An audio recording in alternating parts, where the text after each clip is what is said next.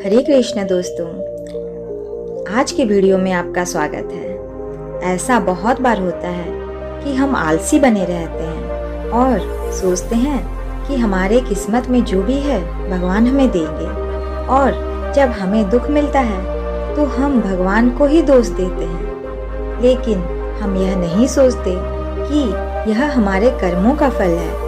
आइए इस कहानी में देखते हैं कि सुख और दुख हमारे हाथ में ही है। स्वर्ग और नर्क कैसे हमें अपने कर्मों से ही मिलता है।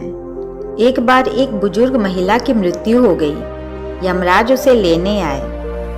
महिला ने यमराज से पूछा, आप मुझे स्वर्ग ले जाएंगे या नरक? यमराज बोले, दोनों में से कहीं भी नहीं। तुमने इस जन्म में बहुत ही अच्छे कर्म किए हैं, इसलिए मैं तुम्हें सीधे प्रभु के धाम ले जा रहा हूँ। बूढ़ी औरत खुश हो गई और बोली, धन्यवाद यमराज, पर मेरी आपसे एक विनती है। मैंने यहाँ धरती पर सबसे स्वर्ग और नर्क के बारे में बहुत सुना है। मैं एक बार इन दोनों जगहों को देखना चाहती हूँ। यमराज बोले, तुम्हारे कर्म अच्छे हैं, इसलिए मैं तुम्हारी यह इच्छा पूरी करना चाहता हूँ। चलो हम स्वर्ग और नर्क के रास्ते से होते हुए प्रभु के धाम चलेंगे। दोनों चल पड़े। सबसे पहले नरक आया। नरक में बूढ़ी महिला ने जोर जोर से लोगों के रोने की आवाज सुनी। नरक में सभी लोग दुबले पतले और बीमार दिखाई दे रहे थे। महिला ने एक आदमी से पूछा, यहाँ आप सब लोगों की ऐसी हालत क्यों है? आदमी बोला, तो और कैसी हालत होगी? मरने के बाद जब से हम यहाँ आए हैं, हमने एक भी दिन खाना नहीं खाया। भूख से हमारी आत्माएं तड़प रही है। बूढ़ी महिला की नजर एक विशाल पतीले पर पड़ी, जो कि लोगों के कद से करीब 300 फुट ऊंचा होगा। उस पतीले के ऊपर एक विशाल चम्मच लटका हुआ था। उस पतीले में से बहुत ही शानदार खुशबू आ रही थी। बूढ़ी महिला ने उस आदमी से पूछा, इस पतीले में क्या है? आदमी मायूस होकर बोला, ये पतीला बहुत ही स्वादिष्ट खीर से हर समय भरा रहता है। महिला ने हैरानी से पूछा, इसमें खीर है? तो आप लोग पेट भर के ये खीर क्यों नहीं खाते? भूख से क्यों तड़प रहे हैं? आदमी रो रो कर बोलने लगा, कैसे खाएं? ये पतीला 300 फीट ऊंचा है। हम में से कोई भी इस पतीले तक नहीं पहुंच पाता। बूढ़ी महिला को उन पर तरस आ गया। वो सोचने लगी, बेचारे खीर का पतीला होते हुए भी भूख से बेहाल हैं। शायद ईश्वर ने इन्हें यही दंड दिया होगा। यमराज महिला से बोले, चलो हमें देर हो रही है। दोनों चल पड़े। कुछ देर चलने पर स्वर्ग आया। वहां पर बूढ़ी महिला को सबके हंसने की और खिलखिलाने की आवाज सुनाई दी। सब लोग बहुत खुश दिखाई दे रहे थे। उनको खुश देखकर बूढ़ी महिला भी बहुत खुश हो गई। पर वहां स्वर्ग में भी उस महिला की नजर वैसे ही 300 फुट ऊंचे पतीले पर पड़ी जैसा नर्क में था।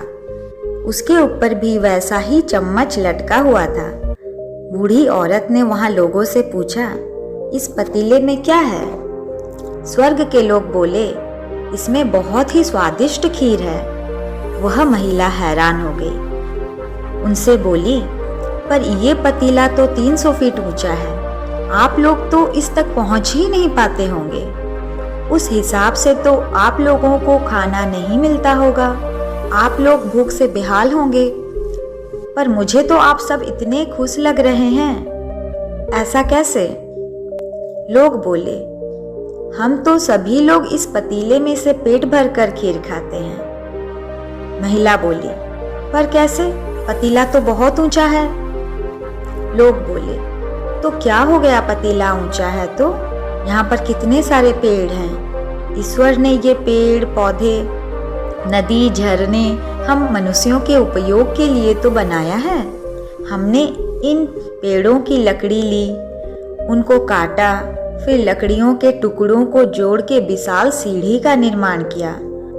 उस लकड़ी की सीढ़ी के सहारे हम पतीले तक पहुंचते हैं। और सब मिलकर खीर का आनंद लेते हैं। बूढ़ी महिला यमराज की तरफ देखने लगी। यमराज मुस्कुराए और बोले, ईश्वर ने स्वर्ग और नर्क मनुष्यों के हाथों में ही सौंप रखा है। चाहे तो अपने लिए नरक बना ले, चाहे तो अपने लिए स्वर्ग। ईश्वर ने सबको एक समान हालातों में डाला है। उसके लिए उसके सभी बच्चे एक समान हैं। वो किसी से भेदभाव नहीं करते। वहाँ नरक में भी पेड़ पौधे सब थे, पर वो लोग खुद ही आलसी हैं। उन्हें खीर अपने मुंह में चाहिए। वो कोई कर्म नहीं करना चाहते, कोई मेहनत नहीं करना चाहते, इसलिए सब भूख से बेहाल हैं। यही तो ईश्वर की बनाई इस दुनिया का नियम है। जो कर्म करेगा, मेहनत करेगा, उसी को मीठा फल मिलेगा। अर्थात स्वर्ग एवं नर्क अपने हाथों में ही है। मेहनत करें, अच्छे कर्म करें और अपने जीवन को स्वर्ग बनाएं। आपको आज की कहानी कैसी लगी? कमेंट में जरूर बताएं। सदा स्वस्थ और सुखी रहें, सदा प्रसन्न रहें। Radhe Radhe. Thanks for watching.